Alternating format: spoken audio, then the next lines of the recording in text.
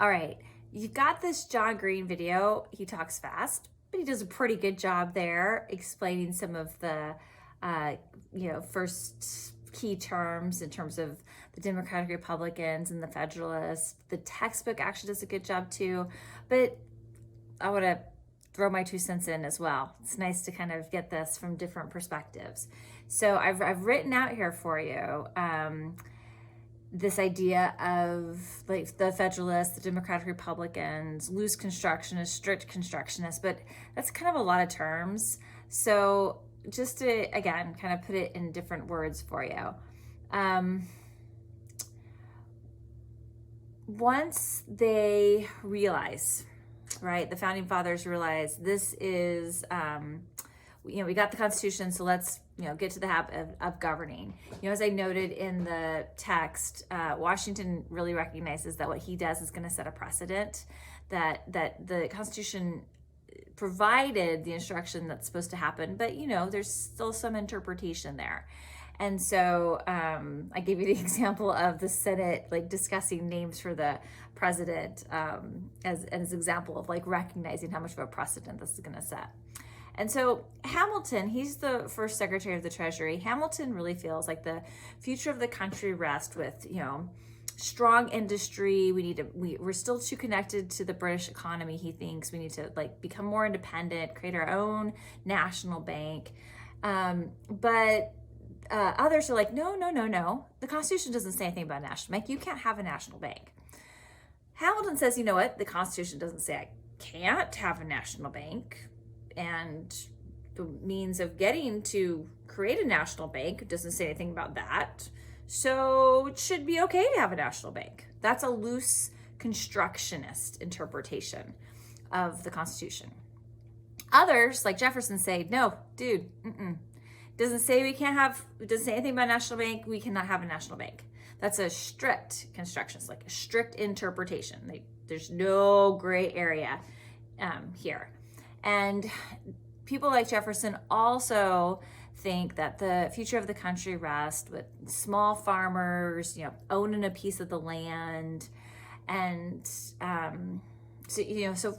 right from the get-go, right, we can see we've got two different ways of kind of where we're headed. The Whiskey Rebellion then plays into this because, again, Hamilton wants to create this stronger economy, and so he places a tax on whiskey. And it's not his intention that the tax is going to impact small farmers more, but that's just what ends up happening. It's like logistics of transferring the whiskey and whatnot. So the further away you are, the more rural you are, the harsher this tax is going to feel for you. And so, right, we have a tradition, right, established in the colonial period. We didn't like something. What do? You have a protest, you rise up, right? And so that's what they do. But remember, we talked last week, the Constitution says something about domestic violence, that in the event of domestic violence, the federal government can put down those incidences of insurrection. And so this is what happens. They go in there with thousands and thousands of troops and try to put down this rebellion. And again, it's not in terms of like loss of life and damage of property. It's not this huge dramatic thing, but it sets that precedent.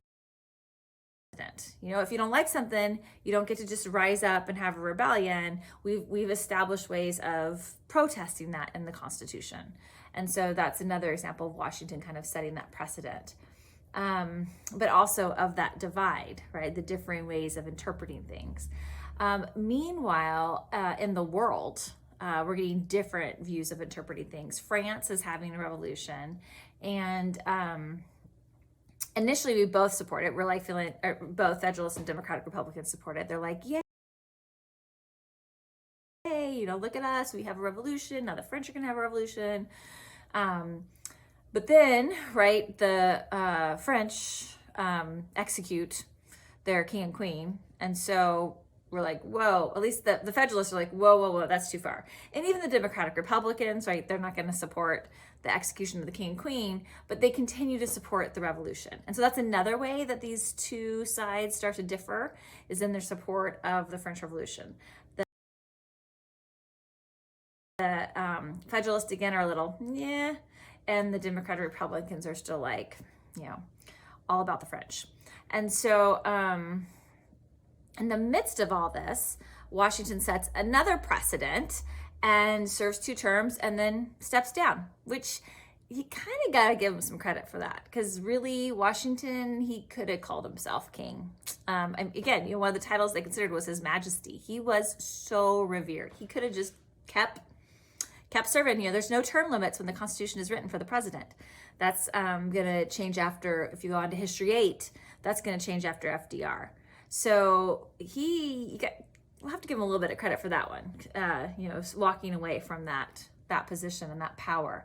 And so in the election of 1796, the way the Constitution is initially written, the person who gets the most votes becomes president and the runner-up becomes vice president. So, imagine this. John Adams gets the most votes. He's the Federalist. And Democratic Republican Thomas Jefferson comes in second. Can you imagine having people from 2 different political parties as president and vice president? As you could probably imagine, that's not going to work very well. So that's going to ultimately be changed. We'll amend the Constitution to fix that problem. But meanwhile, we got John Adams as president and Thomas Jefferson as his vice president. And so the XYZ affair, what happens here is there are still some unresolved issues with the English from the American Revolution. And so we're trying to work those out. Oh, that's the Jay Treaty. So there's these unresolved issues. That's actually a little before the election of 1796. There's these unresolved issues with the English that we're trying to work out. So we send some diplomats over to England to deal with those. It's just about like forts that are still here, enslaved peoples that were taken.